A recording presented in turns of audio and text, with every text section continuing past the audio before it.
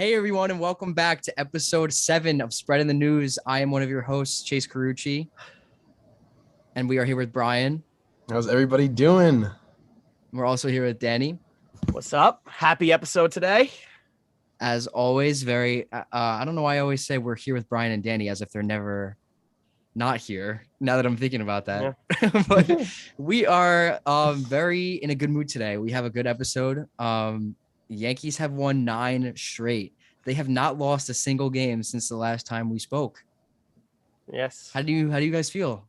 Well, we said 2 weeks ago, going into the 12-game stretch against Detroit, Cleveland, Baltimore, and then Kansas City, we said that we would be comfortable and happy with them winning 8 to 9 games.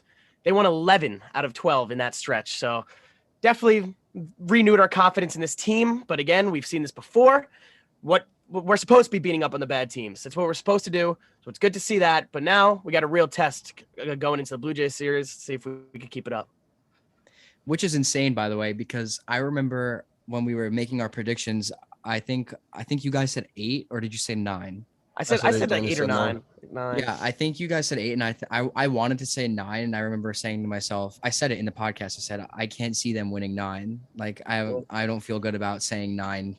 But they did it. They're at 11. So couldn't ask for much better unless, they won all of the games. Yeah. So at the time of recording this, they have already swept the Royals, obviously. So that makes 9 games and 3 straight sweeps. 3 straight sweeps. They may never lose again. They never lose again. And we are right now currently the best team in baseball, record-wise. 16-6. Love to see it. Currently the best team in baseball, first time since 2019. I was shocked to see that. Yeah, I was very shocked to see that. First time since they've had the best record in baseball?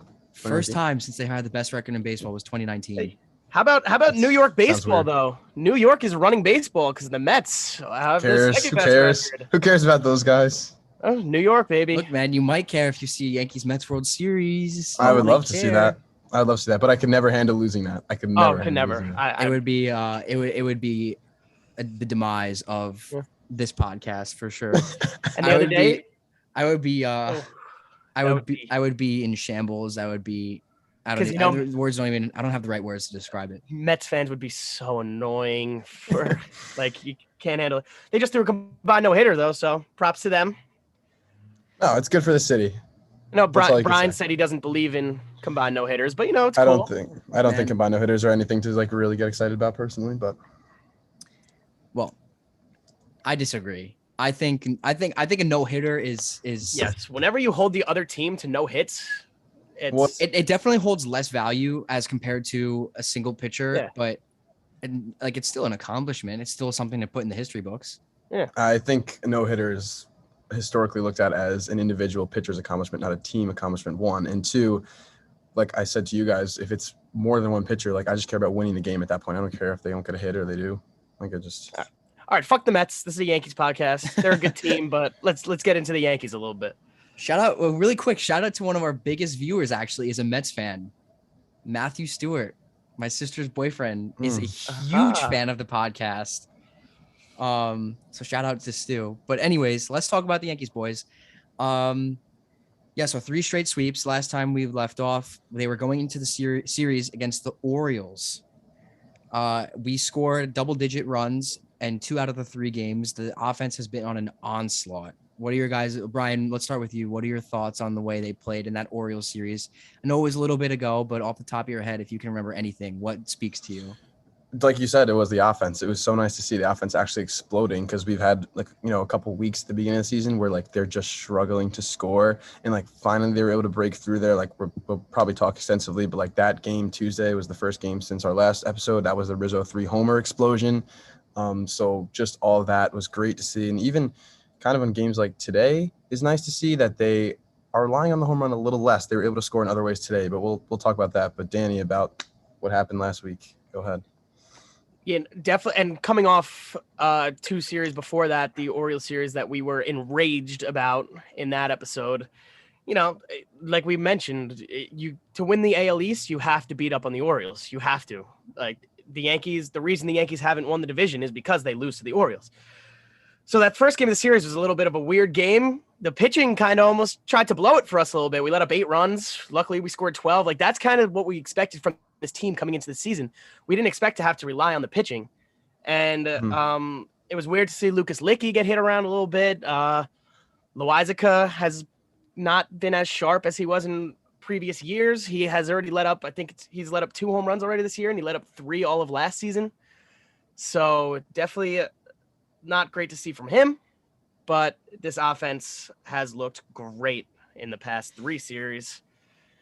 Love to see it. Rizzo leading the league in homers. Love to see it. Aaron Judge is back, but we will talk about individual players more later.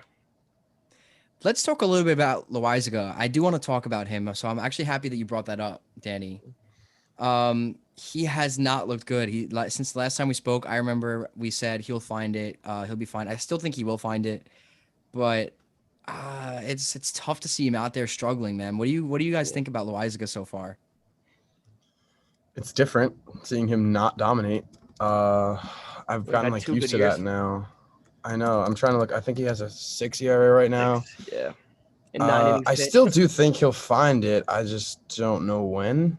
Luckily, the rest of the bullpen's been able to pick up his slack because we obviously all expected him to be the guy. If you're looking, I'm just looking at it quick. Like, he still has one of the highest chase rates, velocities, and average exit velocities given up. Like, so he's still kind of there, but he's walking guys. His control is less than it's been the past couple of years, and he's been hit a little harder. So it's just weird to see that from him. But again, the rest of the bullpen's been great. So hopefully, by the time they start to inevitably slow down a little bit, Loizica will be back and pick it up. Yeah, and Brian, like you said, it's just weird. Like, last year, he was our most reliable reliever. Like, at the end of the year, it was him and Clay Holmes, I feel like, were our most reliable guys. I know Wandy was good. Joely was good for us. But really, like, Loizica is coming into the game in a 1-run ball game. It's staying a 1-run ball game last year.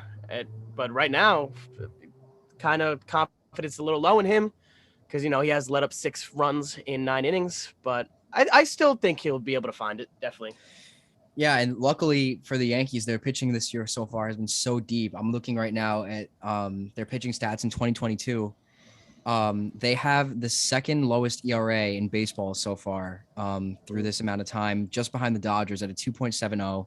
The Dodgers are at a 2.29. So it just goes to show how strong, even with losing Loizica's dominance from last year, it just goes to show how strong our pitching has been, both starters and out of the bullpen. And it's great when one guy is struggling like that. We have so many guys that have been picking him up all season. Like we've talked about the bullpen really in every episode because they deserve it. They deserve as much talk as we've been giving them because they've really been the savior of this team. They're the reason we have the best record in baseball. We should have lost some of the games if it wasn't for the bullpen. Right. Definitely. We're sitting here May 1st. We're a month down. They have the best record of baseball. Love the bullpen. The offense looks good. We're all in good spirits today. Yeah, and just to speak a little bit more on the team, I'm looking through some of their team stats right now, and I'm actually I saw this the other day, and I wanted to mention this. I'm not sure if this is updated after today's game. Are you on Baseball Reference? No, I'm on ESPN. Then I don't know. The Yankees are 3rd in the MLB in OPS. Are they? 3rd in the MLB in OPS at 750, behind just the Angels and the Rockies, which is crazy. Wow. The Rockies are playing well. I know they were playing well. I haven't really kept up with them. I don't know if they still are, but they're beating up on the Reds right now, which is not a shocker. But the Reds are horrible. The Yankees having a 750 OPS, which is 3rd in the MLB through this amount of time, is something that they've been missing for years, guys. For years, they've been missing that. So I think with even the hate that we've given the offseason, I think it deserves a little bit of credit for what they did. Yeah. Because so far it's been successful. Donaldson has struggled a little bit. He really hasn't found it, but obviously it's a very long season. So like all of that can go down the gutter, but it's a lot of early positive signs from the Yankees. And I think, I think they look really good. Yeah, I mean, even the guys that we've talked about struggling have been picking it up. Like Gleyber Torres being one of those guys. Gallo has, he's been 2 homers for Gallo this week. 2 homers for Gallo this week. You like to see that. still not totally there, and he left with injury yesterday. So they said that he had a chance at playing today, but who knows? We'll see this coming Toronto series if he's out there. But I mean, the one guy that really hasn't is Kyle Higashioka. I can't stand watching him at the plate anymore. He is hitting 136 with a 386 OPS. You cannot get worse than that. He is horrible. And we got the update today about Ben Rorty. Finally, another Rorty update. We always have a Rorty. A Rorty update. He has begun doing hitting and defense drills. He is on the 10-day IL still. But when he comes back, is it going to be Trevino or is it going to be Higgy that goes? And I don't know. I think they love Higgy too much for some odd reason that they're or is it? Are we guaranteeing? Or is Rorty going to come? Are we guaranteeing that Rorfed has a spot? As soon as he's proven nothing. I feel like with the analytics and really the direction Boone and the Yankees front office want to go, they probably want that lefty bat as a guy. They probably want that platoon option for a lefty to come in and face righties, really. But I don't know. I think Higgy should be the one to go, but they have a dumb connection with him, and I feel like Boone is going to be too much of a bitch to send him down. I know it's not really his decision, but obviously he plays a role in it. I agree. Did I interrupt you, Danny? Were you finished? To talk about Higgy a little more, I'm in the process right now of pulling up his defensive stats, if I can get them up, because this has been a major concern of mine. Because sorry guys, I'm trying to and I'll say before you get them up, I mean, the one thing we said, he's probably not going to hit great, but I mean, how he's hitting now is unacceptable. I don't care if he's playing elite defense, he can't be hitting 136 with a 386 OPS. He can't be doing that. But he hasn't even been able to defend really well. So really, if you're saying he's not going to hit, but he's going to play good defense, he hasn't even been doing that. So, yeah, I mean, you pretty much just covered it. That's exactly what I was going to say. I mean, if he's not playing defense and he's not hitting, then maybe who knows? I mean, I still can't see them sending him down just because he's the longest tenured Yankee, by the way. That and because of the long-term, I guess, success.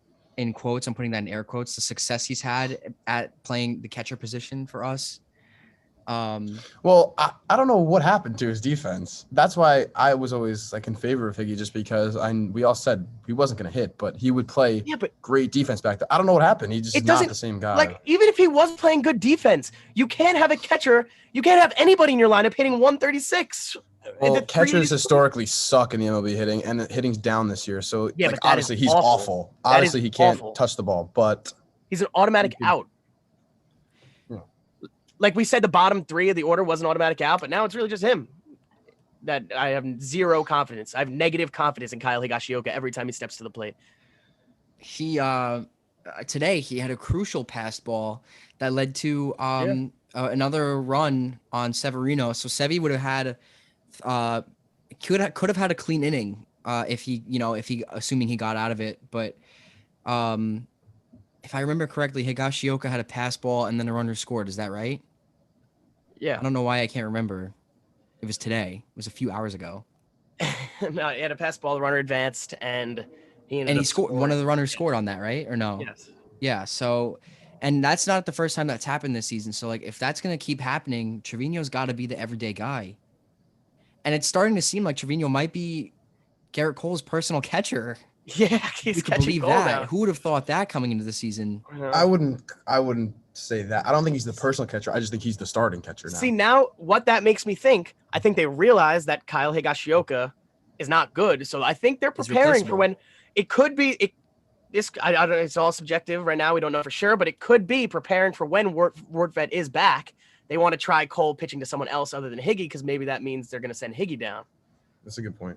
That's true. I'm excited for Rortvedt to come back just because I love seeing fresh blood in the lineup. I love watching new guys. And I feel like he's going to be fun. What is that shrug? I think he's going to become an instant meme. I think he already is a meme. He already is. Dude, he's so jacked that he is, but he has done literally nothing at the major league level, and I don't think he's done much at the minor league level. You guys keep talking, but I'll pull up his minor league stats. The first episode I pulled up his minor league stats. I can't remember them off the top of my head now, but he was not a good hitter. He had an OPS in the 600s. I remember that for sure. I'm just excited because Like I said, fresh blood. I like the Yeah. fresh blood. Love- I not that I like having rotation in the line in the everyday lineup, which I absolutely hate that Boone does, but he has no choice, obviously. Yeah. But I do like. I'm looking forward to that, and I love Trevino playing. I think Mm. he shows a lot of effort. He shows a lot of heart. He's pretty much locked down behind the plate. I haven't seen any really bad moments from him. He steals strikes, and he puts the ball in play. So, like, what more can you ask for from a catcher right now, right? No, yeah, and he provides a spark for the team.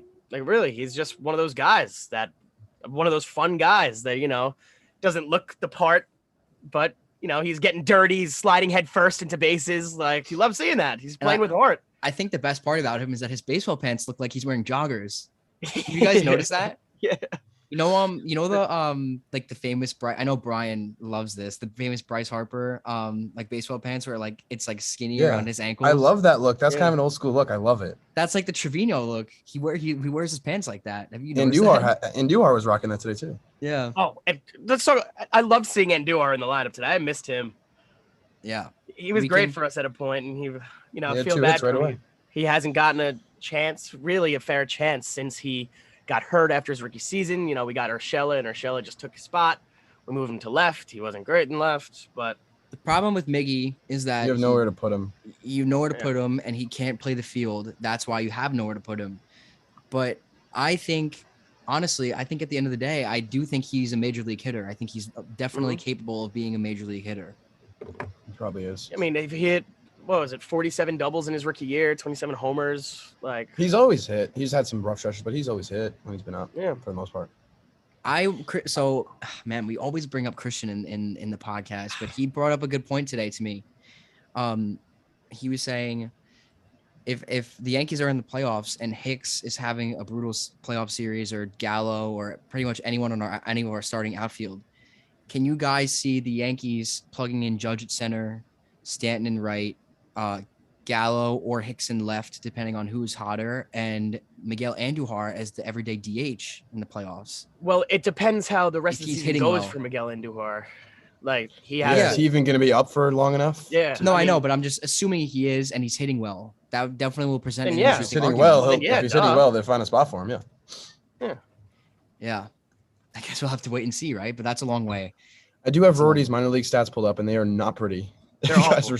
You guys are so curious. That's what really worries me, because list a couple of them off.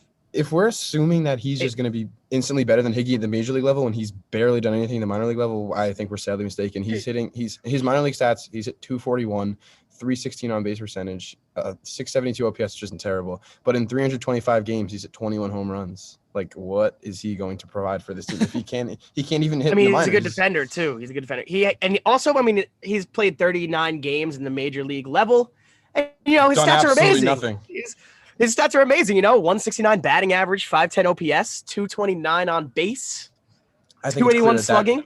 That guy's not a major league hitter, so he could easily come back and be worse than Higgy. Yeah, but again, his defense. He plays good defense, and Higgy's not playing good defense right now. The minors are so different. We need a switch. We need a switch. We need a change. Higgy's just not Trevino right now. Trevino's the guy, man. Higashioka's just not it right now. We need a change, and Trevino's the guy. You guys want to talk a little bit about the Orioles series? We'll get that done, and then let's do that. All right. Whatever you say. Okay. So they had that off day the last time we spoke on Monday, and then they came in Tuesday. Like I said, they scored double-digit runs in 2 out of their 3 games. 12-8 on Tuesday. 5-2 on Wednesday. Good start for Monty again. 10-5 on Thursday, which completed the 3-game sweep. Any moments that you guys remember from that series that are eye-opening? Domination of Michael King continues. It's been a theme throughout the whole season. That was certainly the theme this week. He pitched 2 1/3 scoreless innings in that game following Monty's good outing. And he's become that reliable guy. Clay Holmes got his second save of his career in that game as well. Love to see that. He's one of my favorite Yankees. But I think with that Orioles series, and it'll definitely piggyback a little bit later on when we talk a little bit more about the Royals series with what happened today. There were some moments in that Orioles series. I think it was on the Wednesday game. Or sorry, was it the Thursday game? No, it was maybe the Tuesday game. I don't know. It was one of the games. That's really embarrassing. It was one of the games where they just like the pitching wasn't holding up, but the offense was keeping them in it. And I think it shows that this team has a lot of fight in them. I remember thinking that in the beginning of the year, when they first started, like the first week of the season, I remember saying like, yeah, this team has a lot of fight in them. Like they don't quit. And I think it even showed again in the Orioles series because they just kept pouring it on to keep them in it. No, that was I think you're talking about the Tuesday game when we were up 10-4. We were up 10-4 at one point in that game. Then all of a sudden, Lucas Licky has a little bit of a rough outing. Loizaga comes in. He lets up a home run to make it 10-8. So you see, like, shit, the Orioles are coming back. But then Rizzo goes yard, Judge goes yard, and all of a sudden it's a 12-8 more comfortable lead. Gallo went yard that game too, by the way. Yes, he did. He went yard in back-to-back games. I think everyone can credit me with Joey Gallo's minimal success lately because ever since I started rooting for Joe Gallo, man, I don't know. He's been playing a little bit better. Why would you not be rooting for him? I don't understand. I know. Why wouldn't you be? Chase, like, if a guy's doing bad, he doesn't want them to get better. He just wants them, like, off the team. Off the team, yeah. You don't want Joe Gallo off the team? No, he's on fire right now. No, I'm kidding. He's on fire. No, but, like, if he's going to be in the lineup, like, he's going to be in the lineup. Like, he's going to play. I'm going to root for him to play good. Of course, at the end of the day, I'm obviously rooting for him to be good. But you guys know how I am. Like, when he comes up to bat, I'm like, okay, inning over. Like, when they're rallying, inning over. Okay, this is a strikeout. This is a pop out. All right. The last 7 games. Let's hear it. In 20 at-bats. Mm-hmm. You know, it's a little bit of a smaller sample size in 20 at-bats. His batting average is 300. Is it? 364 on base. Fuck out of here. That's not true. You want to bet? I mean, I'm looking at it right now. He 650 slugging, you know, the 2 homers like we talked about, 3 RBIs. So he's 6 for 20 in his last 20 at-bats. So that's solid. You guys, if you've been watching the games, you could actually see Gallo is actually starting to hit some line drives around the shortstop area now, which he never used to do. He's kind of poking it the other way. So if that's a good sign for Gallo, like, let's do it. Honestly, like his hits, his very minimal hits earlier in the season. Something I noticed and I never really brought up earlier in the season when he was not hitting good, his like very minimal hits, like when he got hits, very, very not often. They were like singles to the left side, like where the shortstop would be playing. They got through the shift. So I honestly think he's been struggling because I think he's been trying to go more the other way. And I feel like that's messed with his head a little bit. But now I feel like he's kind of That's an interesting point. That's an interesting point. I kind of like it. Yeah, because he's like, if you see his hits, his minimal hits, we're going that way. And everybody has been shitting on him for just adjust and beat the shift how it's meant to be beaten by going the other way. And I think that was in his head. He was trying too hard to go that way, and he ended up pressing and not hitting well. But now I think he's starting to go back to his old self, trying to just go back to his old approach. And hey, he's hitting 300 in his last 20 at-bats. So I've even seen some theorize on Twitter. Shout out to Fuzzy. He's an MLB The Show YouTuber, but he's a big Joey Gallo fan. And I've seen him say that he thinks Joey Gallo's I guess failures this season has been because he's playing full-time left field now, whereas he's always been a right fielder. And obviously that kind of thing can get in your head. I mean, we saw it with Glaber when Glaber switched to short. Yeah. What do you guys think about that? Do you think that could be possible? It could definitely mess with them. You even see, I think we can all agree that Stanton, for some reason, is better when he's playing the field rather than DHing. We don't know what it is, but like baseball players are like creatures of habit. And if that habit is disrupted, it could definitely mess with them. Mm. So I wonder if they ever tried to slot like Judge in center and Stanton left and put Gallo in right. I wonder if that would switch things because Stanton's played left and he's been fine. Like he's done it with the Yankees. But Gallo's already been playing left field every day for the Yankees. So now you're just going to switch him back to right. That's just no, I know you can't do that. I know you can't do that now, but I'm just saying like maybe in the future, if things are really looking very bleak. Yeah. I mean, why not try it out if they're struggling? I guess like if he continues to struggle. It's an interesting point. I wanted to bring it up because I wanted to hear what you guys thought about it. Yeah. Yeah, I mean, Stanton's also heating up. Finally. Like he was going through a little rough patch, but we said it last week.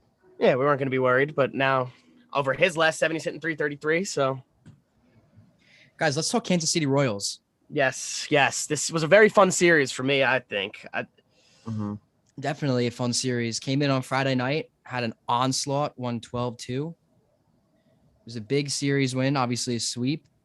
If I'm looking back, I can't remember. Okay, so Nestor pitched that night. Okay, so this is interesting. Let's talk about Nestor. So this was the game that was on Apple TV. Horrible. Oh yeah, so I didn't see a second of it. So Yeah. Horrible. So I guess Brian what will the sit hell this are one we out. doing? They're doing too much. Like, what are we doing? And I heard the commentating was bad in that too, but we won't get into that. We won't get into that. I heard a lot of complaints about it in general. All I could do is look at the box. It looks like Nestor pitched well again. I saw the Twitter clips, obviously. So here's the thing about Nestor in that game. Danny, did you get a chance to watch it or no? Yeah, I got I mean, the NFL draft was also on, but no, I got a chance to watch most of that game, not all of it, but it took me a little while to set up my Apple TV, and then my Apple TV kept glitching throughout the game. I don't know what was going on with it. But I think you were probably going to get to this, but beginning of that game, he didn't look as sharp as he's looked in the beginning of that game. Honestly, the whole game, I didn't think Nestor looked that sharp, but he got the job done, he's always done. Does his job. I've been saying this for weeks every time we talk about Nestor, and I apologize if you can hear my dog in the background. But bitch. Nestor always finds a way to get the job done, and he did that on Friday night. It was a perfect example. He only pitched 5 innings, but he gave up 1 earned run, and he only had 3 strikeouts, which has not been consistent with his efforts the entire season. So it was interesting to see that. But that's what you like to see. Like, I mean, you don't want to call him an ace right now, but like ace pitchers, I mean, he's pitching like an ace. And ace pitchers, even when they don't have their best stuff, they find a way to get the job done. Yeah, and which obviously he did. He did not look sharp, and I was a little upset over it because we've all been hyping him up, and I was like, oh no, I was like, could this possibly be the downfall? And he found a way. He did it. He just found a way. I mean, 8 hits in 5 innings isn't something you want to see, but 2 runs, one of them earned. There was only 1 earned run he let up, so whatever. That's the only category that matters. Who cares how many hits he gave up? 1 run in the score column. Well, two runs, but 1 earned run. That's the most important stat. Yeah, Judge homered that game. Glaber homered that game. Yes. Squared up a ball and drove it to left. That was really took a hold in his hack there, which was really awesome to see because we haven't seen that in a while from Glaber. Yes. He's been playing well. He's been playing. Yeah, better. He has been playing a little bit better. So that was rough for him. Friday. Yeah. Saturday, the Yankees won 3-0 and Cole pitched. So Brian, how about you talk about this game since you didn't get a chance to kind of chime in on the last one? Sorry. No, this was obviously a really good game for the Yankees. We got Cole returning to form, which we'll discuss later in the surprise new segment we have. But this was vintage Garrett Cole. 6 innings, no runs, following his really good start from his previous start. The 3 runs, just looking back at it, the Yankees won this game without hitting a home run. That's something you like to see from them. See it. And Offense been seeing a lot of small ball hitting runs. Been seeing a lot of this week. Love to see it. And again, where are we? Brian, do you have anything else to say? No. Again, going into the bullpen, then that game, like Cole, 6 great innings, 6 of no run baseball. But then Miguel Castro coming in, no runs. Clay Holmes coming in, no runs. Chapman coming in, no runs. Like you love to see that from the pitching. We need the pitching to be good. And Miguel Castro, that trade we made with the Mets to send them Joely Rodriguez and to get Miguel Castro has really, really helped this team because Joely is pitching horrible for the New York Mets. He did contribute to the no-hitter, though. He did contribute to their no-hitter, but he has a 5.87 ERA for the Mets, and Miguel Castro has a 2.16 ERA for us. So we will take that. I was looking at the guys that pitched in that game. So Cole's now down to a 3 even, which hopefully will get lower, which is actually lower than I thought it was based on like how we Really? started. See, I was just gonna say that's a lot lower than I thought it was. Because that Tigers game, Yeah. you only let up 2 runs. They just Yeah. took him out early. Is Garrett Cole back in the Cy Young conversation? Never I'm left. kidding. Never left. Him and Nestor will both be finalists. Yeah, That's man. 1 and 2. like Verlander and Cole a few years ago. Yeah. Well, so Cole has down to like 3 even now. Miguel Castro 2.16, as Danny said, which is very good. Clay Holmes under 1.84, and Chapman, by the grace of God, with all the base runners are on, is still at 0. So you like to say in a game like that where the Yankees actually kind of struggled to score again, which was not really what was happening this week, but for this week it was like a game where they struggled, and the pitching did a great job shutting out the Kansas City Royals, which is so another good win. Aroldis Chapman having a 0 ERA. I mean, he's been Does he pitching still great have of a late. 0? Dude, Yeah. he's been pitching great this past week, but the couple stretches of games where Michael King saved his ass, he walked in the winning run that just happened not to be his run. Today he was giving us heart palpitations for no reason. And when Andrew Benintendi stepped up to the plate today, I was like, fuck, here we go again. Flashbacks to him on the Red Sox.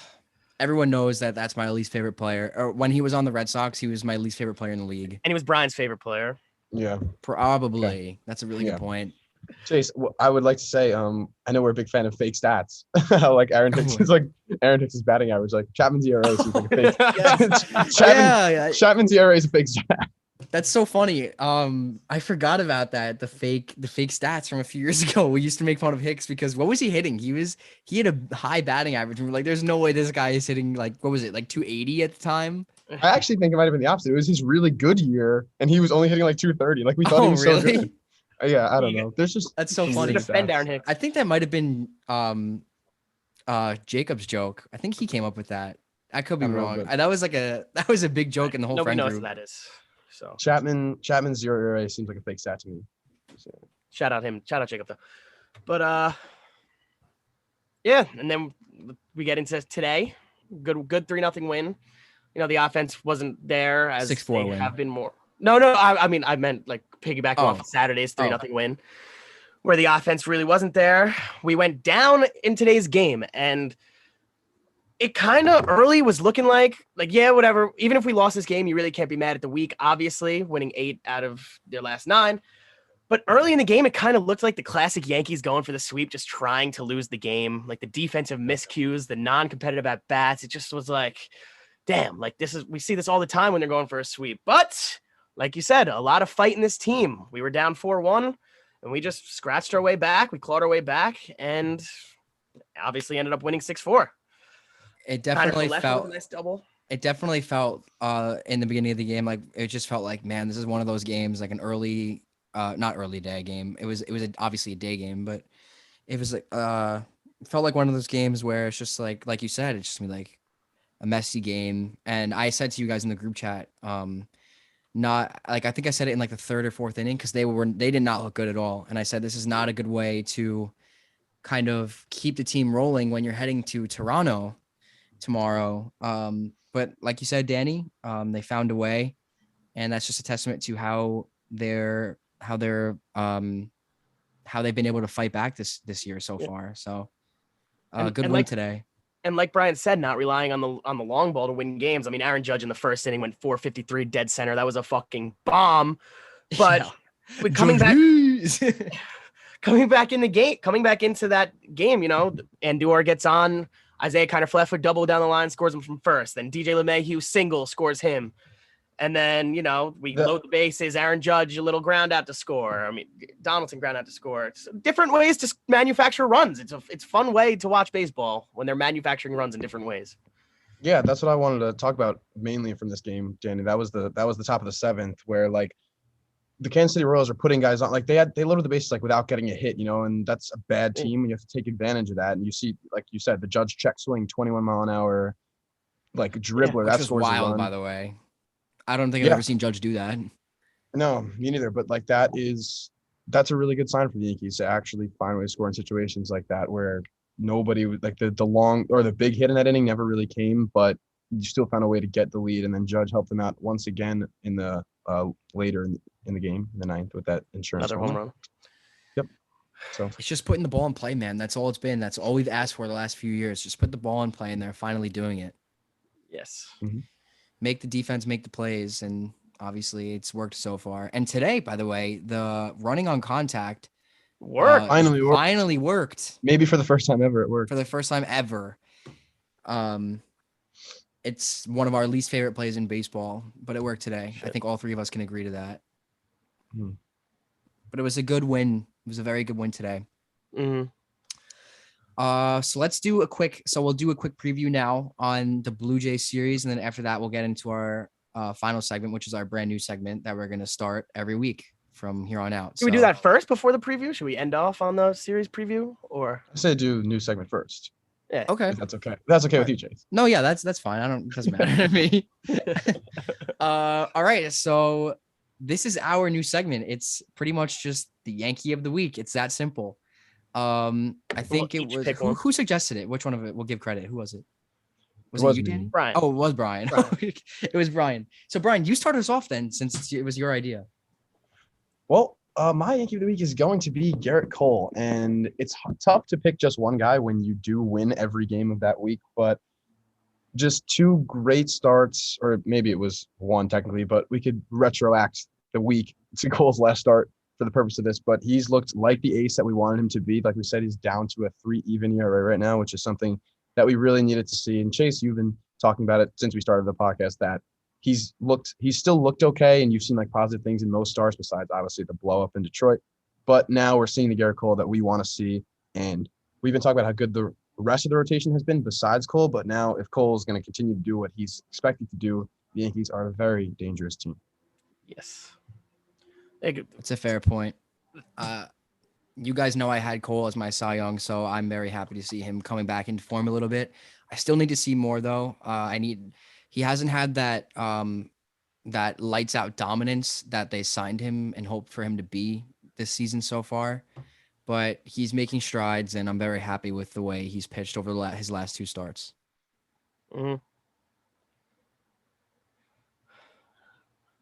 Definitely glad to have our ace back, and if he could continue to be our ace, and the rest of like you guys said, the rest of the rotation could just be like that, then we have one of the best rotations in the league, and we are the best team in the league. Let's go. Yes, sir. That's right. I mean, this week was a combination of good pitching when we needed it and good hitting when we needed it. So, I mean, they won games in all different ways this week and over the streak, and let's hope to continue in Toronto, but that's all I got. Danny, who's your player of the week? All right. Like Brian said, there's a lot of different guys we could have chosen from, like some honorable mentions. DJ LeMahieu has been hot, continued to be hot. Gleyber Torres has picked it up, Stanton. But my guy, I'm going to be no surprise, shouldn't be a surprise, Big Aaron Judge. He has looked like, one of the best players in the league. We predicted coming into the season MVP for Aaron Judge, and we touched on earlier in the season how he wasn't looking like that, how he was kind of looked like he was pressing at the plate. Maybe the contract extensions were in his head. And Chase, you brought up, and we all agreed that when Aaron Judge was at the plate, it wasn't the same feel. It was kind of just like, Like we used to be excited when Aaron Judge came up, and like, let's go, Aaron Judge is coming up. And I think it's back to that. I want to see Aaron Judge up to the plate every inning. It's back. The feeling for Aaron Judge is kind of contract talks are behind us, because now we have a World Series to win this season. And I think Aaron Judge has finally found it. He hit 5 home runs this week, so he now has 8 on the season. He has hit .333 with an .867 slugging percentage. If I told you guys he had an .867 OPS, that's great. But he has an .867 slugging. That's absurd. And absurd. That is absurd. He is now looking like an MVP candidate. We won't talk about the other. I mean, Mike Trout is that right now. But he is looking like what we wanted to see and what the Aaron Judge we know and love. He's hitting the ball the other way. He's pulling the ball. He's hitting the ball dead center. He's just looking amazing right now. Yeah. I mean, you pretty much hit the nail on the head. Not much more for me to say. If not for the guy that I'm going to pick for my player of the week, Judge would have definitely been my pick. But it's awesome to see Judge playing the way he's playing after the way he started the year. So I'll just leave it at that. And if Brian has anything to elaborate on. Yeah, well, I just want to say, like, after all the Judge talk we've had, especially the foreign negative Judge talk, like over or after 1 full month, he's up to 300, which is crazy. 8 homers, 16 RBIs, over 1,000 OPS, like you said. On base percentage 364. So yeah, the MVP caliber Aaron Judge is back. His 8 home runs is good for second in the league, which is one behind Anthony Rizzo, which is a good segue. Also one thing I want to say about Aaron Judge. Wow, this guy blew the segue so hard. I know, but we gotta mention people still, you see it on Instagram comments and on Twitter, are still like stupid people, like casuals, saying like Aaron Judge is overrated, like all he does is hit home runs and strike out. And over his career, he has developed into not that guy. He hits for average. He gets on base. He is clutch. He is just a great baseball player. Really, that's it. Yeah. Well, spoiler alert. My player of the week is none other than Anthony Rizzo. Not much more to say about Rizzo's season so far. I mean, Rizzo to me has looked like an MVP candidate. So the Yankees have 2 MVPs and 2 Cy Youngs on the team. That's basically what we're saying. Rizzo to me has looked like an MVP, and honestly, there's 3 MVPs now with DJ LeMahieu. But Rizzo has looked like an MVP to me. He has 9 home runs now, I think it is, on the season. League leading. Major league leading. Obviously, the 3 home run game against Baltimore, which plays into his over the last week, really helped him out. And he hit another home run in Kansas City to open up the series on Friday night. And I mean, it just goes to show how awesome this guy's presence has been in the lineup, because both his defense and his offense has been something that we've been missing. Obviously, not to fall back on Luke Voit. Luke Voit gave us some really good production for what we got him for, and I think all of us are big fans of Luke Voit, but he's no Anthony Rizzo, and I think we can all agree to that. But Rizzo really, man, has been awesome. Over the last week, over his last 7 games, he has 5 home runs, 11 RBIs, and he's hitting .333 with a .963 slug. So, unreal. And a .419 on base percentage. So, I mean, you can do the math and get to his OPS. He'll probably break the scale, but I mean, it just goes to show how awesome he's been. And if he keeps it up, we might have prime Rizzo back. Honestly, I mean, he's having a similar season that he's had in Chicago. Yeah, he's looked awesome. Like you said, his presence, like he's such a spark. Like, you want to talk about at bats you get excited for. I love Rizzo, especially at Yankee Stadium, because obviously like that 3 homer game, the short porch helped him out a little bit, but like not that we put any stock in that, but like it's almost like he's going for that right field foul pole every time, and you can see it, and like it works, and it's awesome. Yeah. And I love when Rizzo's up. And they've all been talking about Rizzo's swing is just perfect for Yankee Stadium. I mean, he's trying to pull the ball down the line all the time, and there's nothing wrong with those home runs that just get out. Everybody like loves to say Mickey Mouse Stadium, which isn't true. Is not true. No, not true. But if you could, like, this opposing teams playing that stadium too. So if you have a guy that could deliberately change his swing to use that to his advantage, why are you trying to discredit what he's done? Yeah, and if Rizzo can like keep getting those cheap shots, not that they're cheap shots, but if he can, like, okay, well, the one that he had was a cheap shot. I think we can all agree. Yeah, but it went out. It's a home run's a home run. Yeah, I know. Home run is a home run is a home run. Say he has one of those every other series in Yankee Stadium, right? And assuming he has his regular tank shots that he usually hits, Rizzo could hit like 35 home runs this year. Yeah, at the rate he's going right now, definitely. So I think Rizzo has been, I think he's honestly been our best player, and he's clutch. And even today he made an impact. He was the odd man out of today's lineup. And even today he made the impact where he came in and he got a hit by pitch off the big meaty thighs that he has, and got on base and just did his job. Do your part. And that's all we've been asking for. And Rizzo is my player of the week. And I'll leave it at that. And well, good. And I mean, like, coming into this season, we were, upset that we didn't get the big splash signings. But really, if you compare his stats, like, obviously Freddie Freeman and Matt Olson are both playing well. They're not playing poorly. But for the price we got Rizzo at compared to what the price for Freddie Freeman or Matt Olson would have been, I mean, we have the major league leader in home runs right now. I mean, we have 1 and 2 in the American League with Judge at 8 and Rizzo at 9. But definitely, I mean, nobody was upset with the Rizzo re-signing, but obviously it wasn't the sexy move that we talked about. But hey, it's looking pretty sexy right now. Yeah. I love that you put it that way. It does look very sexy right now. One thing that we all said when the Yankees surprisingly traded for Rizzo, which like kind of came out of nowhere last year, was that like we needed more guys that just like are having a blast on the field, and that's what he's brought. And that's the team is fun now, and that's my last thing about Rizzo. But can't say enough about Rizzo, man. I'm really like starting to fall in love with him as a player. Honestly, I am. I had one more thing to say about Rizzo, but I can't remember what I was gonna say. So I guess if I remember later on, I'll mention it. But we can pivot over to huge series, guys. Huge against the Toronto Blue Jays. In Toronto too. In Toronto. Luckily, something that we were worried about in the offseason was our team's vaccination status. Luckily, the reports came out a couple weeks ago. Everyone is vaccinated. Everyone should be good to go to play in the series. It is a 3-game series over Monday, Tuesday, Wednesday. So let's talk about it a little bit. On Monday, we have Jordan Montgomery on the mound. Someone take the lead here. He's 0-1 with a 2.7, which is just all you have to say. The Yankees don't give him run support. So I'm already ready to be frustrated with this game, but hopefully they can finally get Monty some run support tomorrow. And going up against Ross Stripling, who has had a good season thus far, but it's going to be a grind.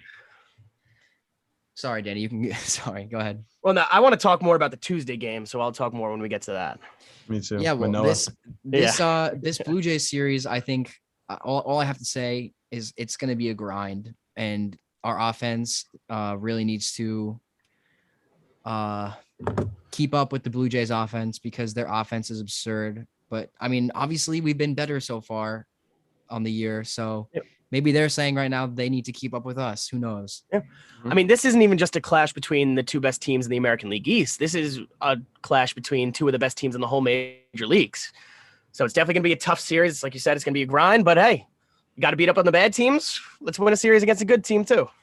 Got to be good teams too at the end of the day. And just for the record, as of the time of recording this, we are up 1.5 games on Toronto. So if we can even win the series 2 out of 3. It's a pretty nice gain there. Yep. So let's talk about Tuesday's game. You guys were excited about that, so go ahead. I don't know if I would use the word excited. It's Alek Manoah. Alek Manoah, who dominates us. Well, he doesn't dominate. He dominates the whole league. Guy's a stud. He's 4-0, 1.44 to start. I mean, I don't know. I get so frustrated every time he's on the mound. So he's going up against Tyone. So like we said, that game is going to be a grind. So we'll see what happens there. Can't say enough about Alek Manoah, man. 24 years old. He has a 1.44 ERA to start the season. He is going to be a pain in our asses for years and years to come. He already has been. He already has been a pain in the ass, and it's not stopping anytime soon. I just want to see us go into an Alek Manoah start. He doesn't even get out of the first inning. Let's kill him. He needs to be humbled, man. He needs to be humbled because he's always talking shit on the mound to the Yankees lineup. And we even saw it in his last start against Severino, where Severino accidentally plunked one of their batters. I can't remember the batter. And Alek Manoah was on top of the dugout, top step, talking shit to Sevy on the mound. He needs to be humbled, man. He needs to be humbled. Hopefully we can finally hit him. But obviously the odds are not in our favor as he's been just dominating this year, and he's dominated us over his career. I mean, he has that swagger on the mound that you look for. And I'm not going to say I hate him. I hate him. I mean, if he was on any other team that wasn't in our division, maybe I would love him. If he was on the Yankees, obviously I would love him, but I'm not for loving guys that dominate us like another person in this podcast group is. This is like not true at all. But no, I hate seeing him on the mound. I hate it. I hate his swagger. I hate his attitude. I just want to kill him. Not to get ahead of ourselves. Baseball, I want the lineup to kill him. Not to get ahead of ourselves, but we have an off day this week on Thursday. So after the Blue Jay series is over, we have an off day. So I just really hope that Aaron Boone will put the best lineup out every single day and not half-ass a lineup one game, half-ass a lineup the next game. So yeah, that's all I have to say about Tuesday. And then I guess Wednesday, We've got Nestor on the bump against Kikuchi. Last time we played Kikuchi, we hit him really well. So keep that Yeah, going. he's off to a rough start too. So hopefully make it rougher. I mean, he really hasn't been good throughout his career. I thought it was a solid signing, but last year he had a good first half, then fell apart in the second half. Maybe that was a sticky stuff conversation to be had for him. But yeah, he has not looked well to start the season. Guys, the key to this series, I'm going to go out and say it. I think the key to the series is going to be IKF. Really? If he can give us that lower portion of the lineup production where he's just getting on base, getting the solid base hits, gets those doubles that he hits down the line, get some production in the bottom of the lineup, and then turn it over the top of the lineup for DJ Judge and Rizzo, it's going to be a game changer for us. So if IKF can be the spark, I think we'll have a good chance. Because Higgy's not going to be that guy at the bottom of the lineup. So no, definitely not. Kind of Fleffa has been that guy of late. So hopefully Trevino will catch all. Well, he's not going to catch all of the series, but most of the series. Which would be 2 out of 3 of games. Yes. Games. Big series against the Blue Jays. We have to put our best foot forward. Like it's going to have to be tough lineup decisions, but like we said, the good teams run the same lineup out there every single day. We're playing one of those good teams. We need our best lineup. Yes, sir. And keep in mind, it's our first time in Toronto since the pandemic hit. So that's something to keep an eye on as well. Because like some of our guys haven't even played in Toronto yet. Get ready for, someone going on the 10-day injured list because of that stupid AstroTurf. Oh, I didn't even think about that. That means Judge is getting a day off in one of those games. You know that, or he's right? DHing. I mean, he could DH. One of our guys will get a day off in those portion of games, and Booney will be like, "Yeah, we just felt like this was a really good spot to give someone a day off." Sure, Boone. Yeah. Give our best player a day off against the toughest test of the season so far. That's all I got, boys. Big series. Put best foot forward, as Danny said. Anything else you guys got to say before we head into Toronto? Spirits are high. Let's keep it going. Spirits are high. Baby. Let's go Yanks, baby. 9-game win streak. Screw it. Let's make it 12. Aha. One game at a time. One game at a time. Well, that's all I got. Anything else, obviously, you guys want to say? You just asked that. I know. Well, make sure to follow us on Instagram at Spreadin the News and on Twitter at official STN Pod. Thank you. Subscribe on YouTube. Subscribe on YouTube and like. Yes. Drop a like on YouTube. Make sure to sub on YouTube. The link will be in our Instagram bio. So go check that out. And we will see you hopefully on another high note next week. This has been Chase. Brian, who will be back home on Friday. So me and Chase might be in person for our next pod. Well, we will be. I'm not going to be home and not record it with you. Danny will still be at Albany. Who cares? Me and Chase will be, so me and Chase should be in person for the next one. So looking forward to it. And Danny, your farewell. Yes. We will see you in the next episode. Let's go Yanks. Let's do it.